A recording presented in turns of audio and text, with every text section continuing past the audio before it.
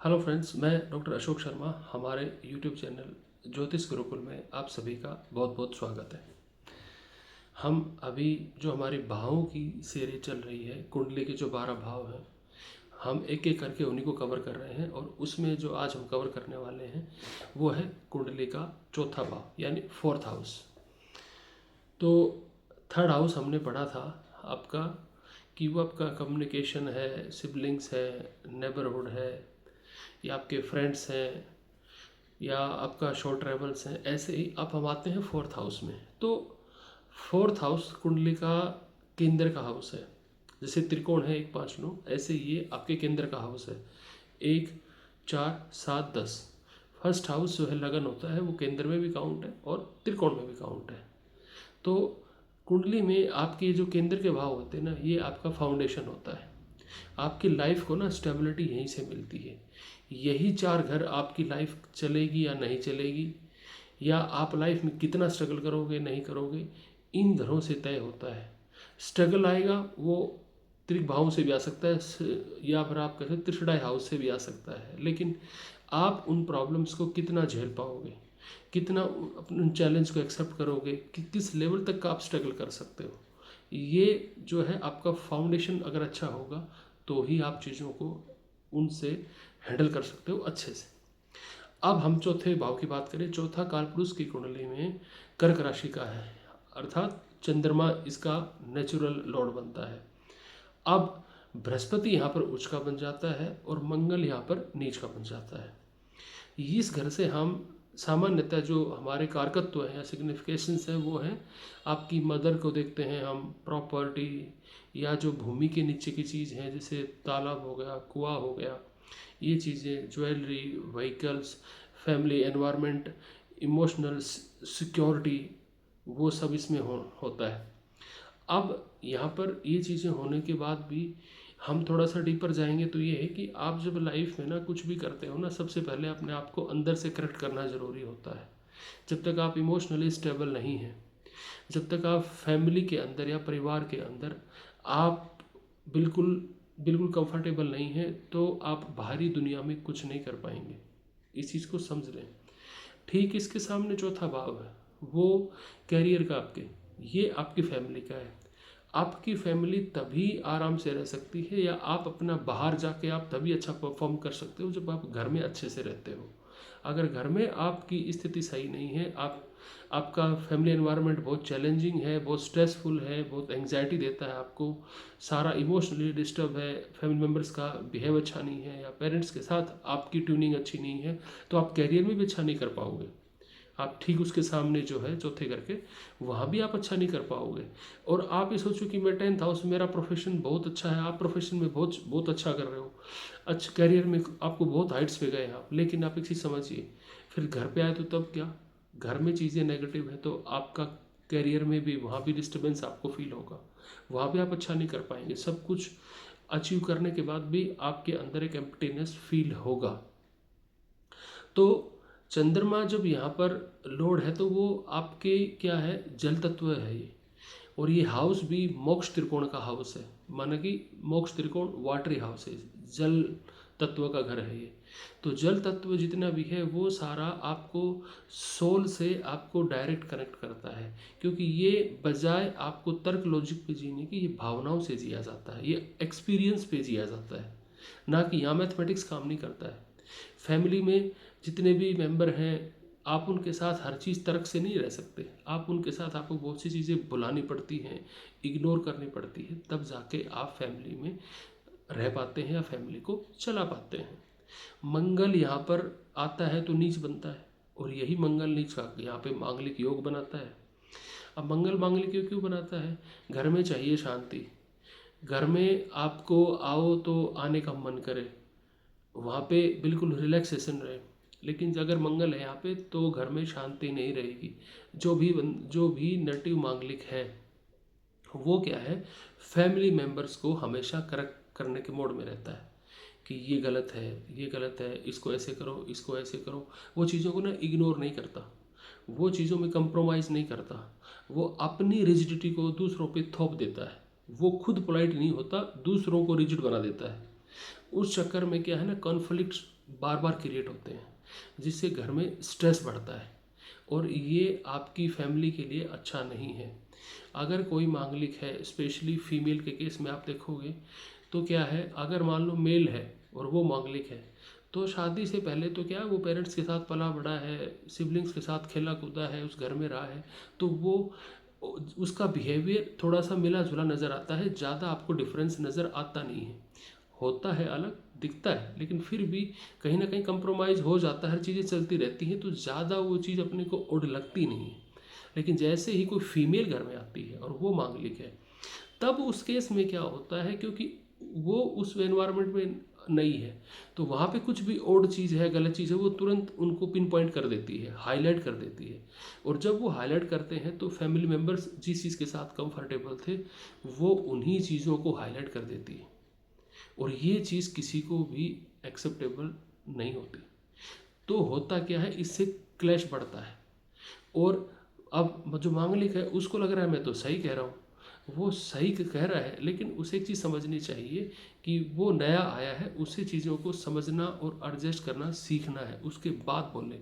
लेकिन वो वहाँ पे इतना रिजिड हो जाता है कि वो कहता है कि मैं सही हूँ और जो मैं कह रहा हूँ वो चीज़ करो, नहीं करो तो मैं यहाँ नहीं रह सकता।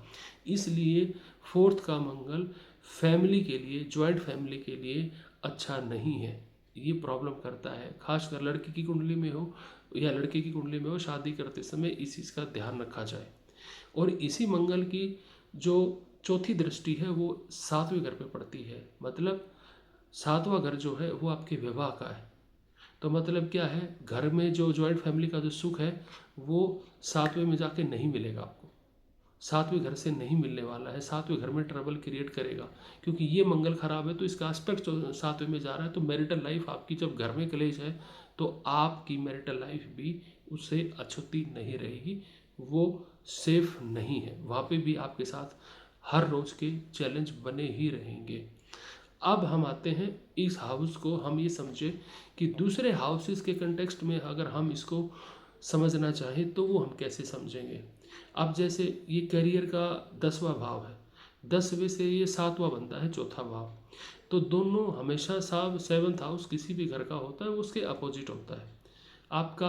आप एक चीज़ समझो, जिन लोगों को करियर में प्रॉब्लम ज़्यादा रहती है उसका एक सिंपल सा बिल्कुल एनालिसिस यही है कि उनका घर का एनवायरनमेंट ठीक नहीं है, और ये एक विशियस साइकिल में फंस जाता आदमी। घर का एनवायरनमेंट ठीक नहीं है, इसलिए वो जॉब में भी फोकस नहीं कर पाता, कंसंट्रेशन नहीं कर पाता, और जब जॉब में कंसंट्रेशन फोकस नहीं बनता है तो फैमिली भी डिस्टर्ब होती है। वो ऑफिस में लेट आवर्स तक रुकता है, जल्दी जा रहा है ऑफिस में, ऑफिस को ज़्यादा टाइम दे रहा है, तो फैमिली नाराज़, कि फैमिली बोलती है मुझे टाइम नहीं दिया। फैमिली को ज़्यादा टाइम दे दिया आपने तो ऑफिस बोलता है कि मुझे टाइम दो, अदरवाइज आपका कैरियर डिस्टर्ब हो जाएगा। तो 7th हाउस जो है 10वें का, ये सिंपल सा है, अपोजिट एनर्जी लेके चलता है। अगर आप एक चीज़ लाइफ में चूज़ कर लो, आपको करियर चाहिए, फैमिली चाहिए, आप बैलेंस बना के चलिए दोनों में, फैमिली को भी टाइम दीजिए और जॉब को भी रिजनेबल टाइम दीजिए, ज़्यादा उसमें डूबने की ज़रूरत नहीं है, उसके कॉन्सिक्वेंसेस अच्छे नहीं होते। अब 9वां घर है, 9वां घर से आप इस घर को देखोगे तो ये, जैसे हम नोवा है, नोवा आपका किस चीज़ का है, नोवा आपका लॉन्ग जर्नीज का है, पूर्वजों का है, या लॉन्ग डिस्टेंस ट्रैवल है, हायर एजुकेशन है आपकी। तो ये जब आपका ये मान के चलो, इस घर से चौथा घर जो है वो कितने पे पड़ रहा है, वो पड़ रहा है आपका जाके 8वें घर में पड़ रहा है, भाग्य की रुकावट। तो इसका मतलब क्या हुआ, इस घर में अगर एनवायरनमेंट सही नहीं है, आपके घर की एनवायरनमेंट सही नहीं है, आपके पेरेंट्स के साथ अच्छी अंडरस्टैंडिंग नहीं है, तो आपका भाग्य भी मंदा रहेगा, ये बिल्कुल साफ स्पष्ट है। चंद्रमा खराब है, स्पेशली मदर के साथ आपके संबंध अच्छे नहीं हैं, या घर में रोज़ कलह होते हैं, शांति नहीं मिलती है, प्रॉपर्टी डिस्प्यूट है, तो आपका भाग्य कभी नहीं चमकेगा। इस चीज़ को ध्यान में रख लीजिए आप। अब लगन है, लगन का चौथा बनता है, इसका मतलब लगन कौन है, आप है। चौथे में गड़बड़ है तो क्या है, आपको कोई सुख नहीं मिलेगा, आप हमेशा अशांत रहोगे, आपको इनसिक्योरिटी हमेशा आपके दिमाग में रहेगी, एंग्जाइटी बनी रहेगी, आपको लैंड से भी कोई फ़ायदा नहीं होगा, एग्रीकल्चर से कोई फ़ायदा नहीं होगा, ना ज्वेलरी आपको ज़्यादा आने वाली है, ना प्रॉपर्टी आपके पास ज़्यादा आने वाली है। आप स्ट्रेसफुल लाइफ जीवोगे, हर रोज़ नए चैलेंज आपके सामने आपको देखने को मिलते रहेंगे। अब ये 5वें का 12वां है। 5वें का 12वां, 5वां किस चीज़ का है? आपकी इंटेलिजेंस का है, आपकी एजुकेशन का है, बच्चों का है, बच्चे हो गए, या फिर आपके पूर्व के पुण्य हो गए, ठीक है, या आपके स्टमक का एरिया हो गया। तो ये 12वां घर किसी भी हाउस का लॉस कर देता है। तो इसका 5वें का लॉस मतलब क्या होगा? चौथा घर अगर खराब है तो आप या तो गुमसुम रहेंगे, या ज़्यादा बोलेंगे, ज़्यादा बड़बड़ाएंगे। ये 5वें घर की वजह से है। 5वां घर आपका डिस्टर्ब हो रहा है जस्ट चौथे घर की वजह से। आपके बच्चे डिस्टर्ब रहेंगे, उनकी पढ़ाई अच्छे से नहीं होगी, आप भक्ति भाव में जाना चाहोगे तो भी नहीं जा पाओगे। इसका मतलब क्या हुआ कि 4th हाउस आपकी लाइफ को बहुत ज़्यादा इन्फ्लुएंस करता है। इसलिए बार बार कहा जाता है घर में क्लेश नहीं होना चाहिए। ये आपको लाइफ में सभी स्फेयर्स में, सभी एरियाज़ में आपको बुरी तरह डिस्टर्ब कर देता है। अब अगर हम इसके ये मान के चलें कि छठा घर है, तो छठे से ये बनता है 11वां भाव। आप नौकरी करते हो, आप जॉब करते हो, आप कंपटीशन में उतरते हो कहीं पर भी, तो अगर चौथा भाव अच्छा है तो कंपटीशन में सक्सेस मिलता है, आप उसको एंजॉय कर पाओगे। अगर चौथा खराब है तो आपको जॉब में भी ट्रबल आएंगे, लाइफ आप नहीं कर पाओगे, जॉब आपको अच्छे से प्रमोशन नहीं मिलेगा, या ज़्यादा काम करना पड़ेगा। ये हमेशा आपके साथ बना रहेगा। अब डिसीज़ की अगर हम बात करें तो देखो 4th हाउस ना आपका चेस्ट का एरिया है, टॉर्सो जो है आपकी वो है। आपको जो लंग से रिलेटेड प्रॉब्लम होता है, आपको हार्ट से रिलेटेड प्रॉब्लम होता है, आपको बलगम है, या आपको डायफ्राम में जो प्रॉब्लम है वो है, मतलब क्या नेवल से ऊपर का एरिया है, पेन क्रियाज में प्रॉब्लम हो रहा है, तो यहाँ पर ये अगर 4th हाउस गड़बड़ है तो आपको ये डिसीज़ आने की संभावना ज़्यादा है। ब्रेस्ट से रिलेटेड प्रॉब्लम आ जाती है फीमेल्स में। और इस एरिया में कोई भी प्रॉब्लम है आपको, चाहे वो लंग्स की है, चाहे वो आपके स्टमक में है, या आपकी स्किन पे प्रॉब्लम है, वो सब इस एरिया से ही रूल होता है।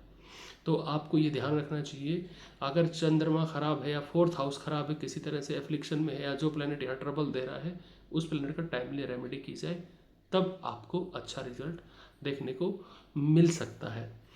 हम उपायों के बारे में बात नहीं कर रहे हैं, हम केवल चीज़ों को अंडरस्टैंड करने की बात कर रहे हैं।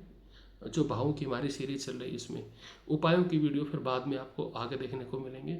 तो आज हमने जो भी बताया है चौथे घर के बारे में, दोस्तों ये वीडियो आपको कैसा लगा? अगर आपको पसंद आया तो लाइक, शेयर, कमेंट, सब्सक्राइब ज़रूर करिए। अगली वीडियो में फिर मिलेंगे। आज के लिए थैंक यू।